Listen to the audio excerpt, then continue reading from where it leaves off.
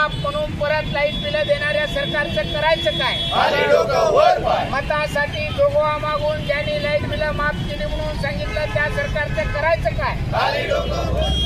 अरे या भाजप सरकारचं करायचं काय? अरे या देवेंद्र फडणवीसचं करायचं काय? शेतकऱ्यांची फसवणूक करणाऱ्या नादान सरकारचा, शेतकऱ्यांची फसवणूक करणाऱ्या नादान सरकारचा, अरे या सरकारचं करायचं काय?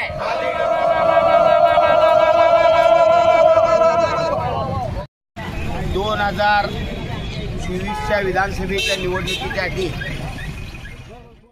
महाराष्ट्र शासनानं 7.5 HP लाईट बिलाची माफीचं धोरण केलं आणि 7.5 हॉर्सपॉवरच्या आतल्या सगळ्याच लोकांना लाईट बिल माफ अशा पद्धतीचा GR काढून 4 महिन्याच्या कालावधीमध्ये सगळ्यांना लाईट बिल माफ अशा पद्धतीची घोषणा केली आणि ती घोषणा होऊन आता मुख्यमंत्री ते ऊर्जा खात्याचे मंत्री आहेत। गेल्या वेळी सुद्धा 5 वर्षापूर्वी तेच ऊर्जा खात्याचे मंत्री होते आणि त्यांनी आज जी आम्हाला लाईट बिलं जी दिलेली आहेत ती प्रत्येकाला परत HP प्रमाणे लाईट बिलाची आकारणी करून लाईट बिलं दिलेली आहेत।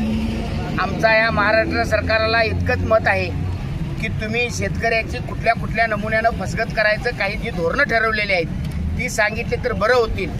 आज एकूण शेतकऱ्याच्या व्यथा आणि सगळ्या गोष्टींची परिस्थिती जर तुलनात्मक विचारात घेतली, सोयाबीनचा दर असू देत, ऊसाचा दर असू देत, तुलनात्मक शेतीत उत्पादन निघणाऱ्या सगळ्याच पिकांचा दर, या सगळ्या परिस्थितीला परत आणि लाईट बिलाची बिलं आकारणी करण्याचे जे राज्य शासनाने धोरण घातलेलं आहे, आमचं या राज्य शासनाला एकच मत असेल, जरी तुमच्याकडे 4.5 वर्षाचा कालखंड असेल, छत्रपती शिवाजी महाराजांचा इतिहास 400 वर्षाचा इतिहास जाणीव ठेवणारे जे सरकार आणि जी माणसं कुठली असतील तर ती या भारतातले आहेत, महाराष्ट्रातले आहेत।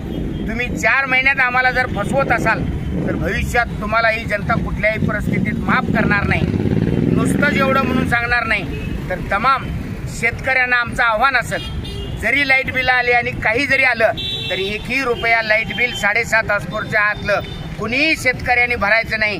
त्याचं कारणच इतका, जो माणूस 4 महिन्यापूर्वी खोटं बोलू शकतोय त्या माणसानं परत GR लाईट बिल काढला म्हणून भरा म्हणून काढला तर ते लाईट बिल भरण्याची आपल्याला कुठल्याही पद्धतीची गरज नाही।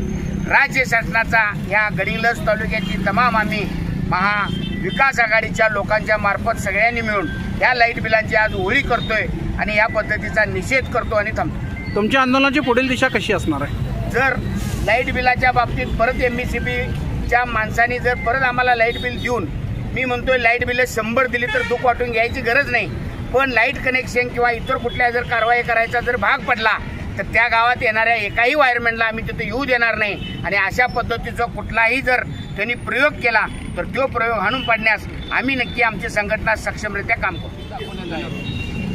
तुम्ही चौकशी कधी केली होती? चौकशी 18 जानेवारीला हे बिल आलं तर मी चौकशीला गेलो, मग माझं काय येणे बाकी काय आहे काय 0 म्हणून आहे तिथे अधिकाऱ्यानं काय म्हणालं आहे तुमचं 1,66,770 रुपये येणं आहे म्हणून दाखवावं लागलं आहे।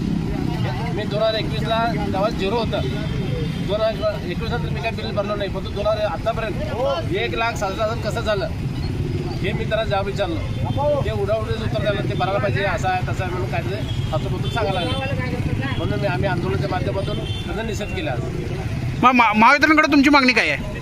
हे आमचं हा बिल दुरुस्त करून द्यावं, त्यांनी वेगवेगळ्या योजना आणल्यात, म्हणजे महाराष्ट्रामध्ये एवढं भरलं तुम्हाला एवढं सूट देतो एवढं सूट देतो, फक्त ते गावाच्या ठिकाणी तेवढं फोन केलं म्हणजे ते माझं 47,000चं माझं 4,030 रुपये बिल भरून घेतलं 47,000चं, पण 47,000 नंतर तर ते 4,030 नंतर जे राहिलेलं ते आणि कंटिन्यू तसं पुढं वाढत गेले, आतापर्यंत ते 1,66,770 येऊन टेकले।